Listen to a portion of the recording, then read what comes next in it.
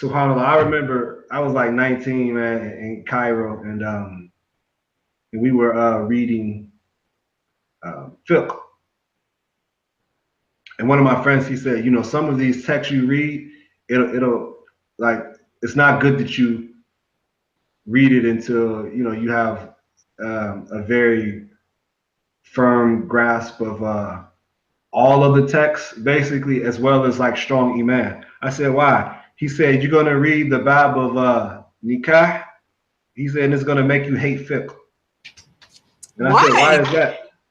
He said, well, you know, you'll read stuff like in regards to the chapter on the suitability of marriage. You know, it's preferred, you know, to you know black women. They're like the lowest on what's desirable.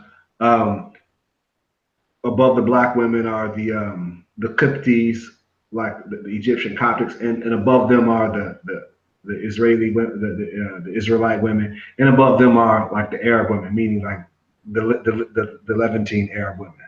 And so they actually, in some of these books, categorize what woman was more suitable, basically based upon her skin color. And this is in fiqh books. That is so symbolically violent. And so, Yeah. how does one who is of this lower echelon that they've placed blackness in, how is a Muslim who is trying to develop their scholarship and their faith, you know, because I think it's very demoralizing.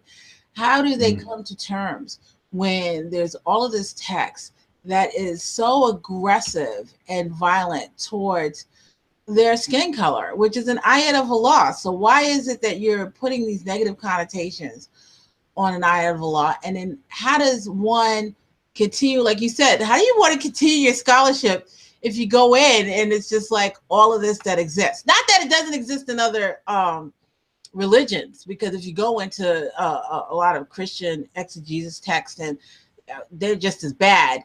But Mm. in a Muslim context, how do you forge ahead, A knowing lot of the the scholarship that you respect has had these colorist, I won't say racist, I'll just say colorist tendencies?